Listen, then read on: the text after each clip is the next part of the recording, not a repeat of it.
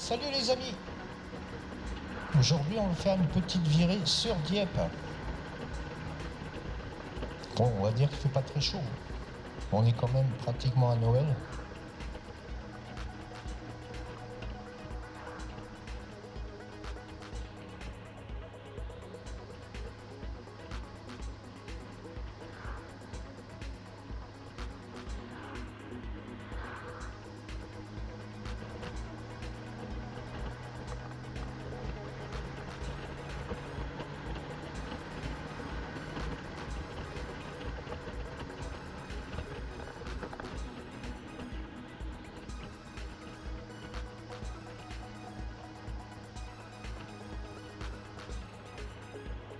Alors pour tous ceux qui ne connaissent pas la Goldwing 1500, c'est quand même une sacrée bestiole.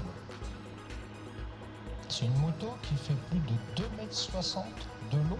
Ah oui, quand même les amis. Pratiquement 1 mètre de large, avec un poids de plus de 370 kg.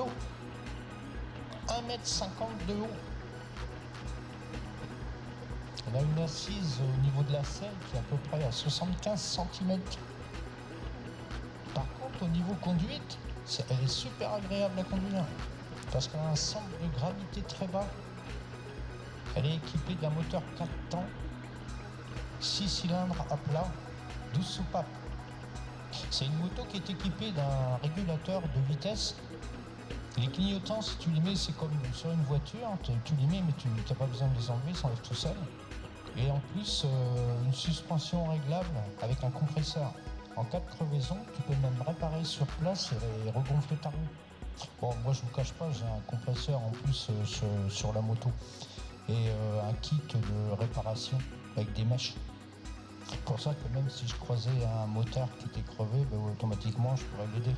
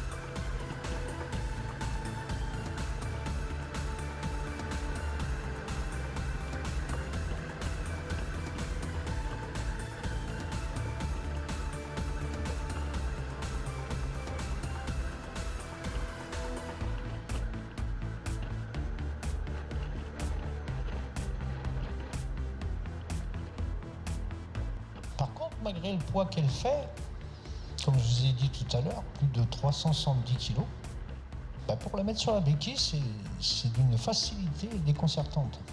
Moi, je sais que par expérience qu'il y a certaines auto-écoles, on passe un peu à travers ce problème-là, parce qu'on a souvent des motos équipées que de béquilles latérales. Donc, quand tu as une béquille centrale comme la Goldwing,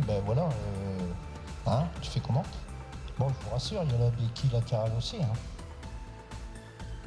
Moi, je me souviens, avec la Deauville, j'avais plus de difficultés à me mettre sur la béquille centrale que la Goldwing.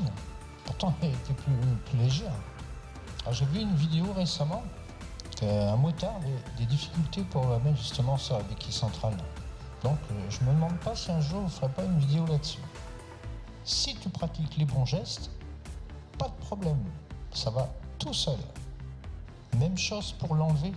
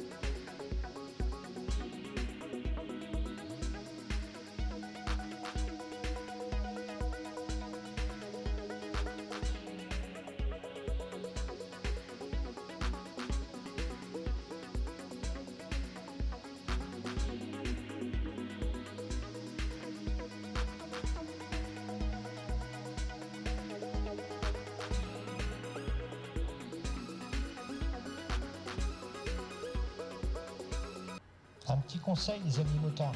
Quand vous voyez une voiture comme ça sur votre droite, c'est pas la voiture qu'il faut regarder si vous avez peur qu'elle démarre. Regardez les roues. On voit plus facilement une roue qui se met à tourner plutôt que de regarder la voiture. On est plus surpris si on regarde la voiture. Par contre, si tu regardes la roue, tu la vois tout de suite tourner si elle démarre la voiture. Bon, après, chacun fait comme il veut. Et moi, je sais que ça m'a déjà servi.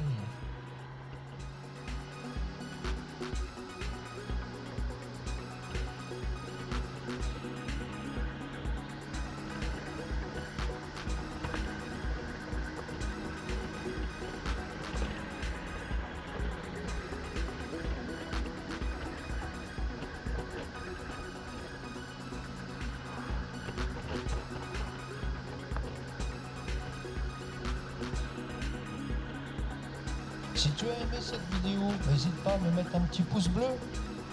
Merci. Et en soutien pour la chaîne, si tu veux t'abonner, n'hésite pas, c'est gratuit. Bon les amis, je vous dis à bientôt.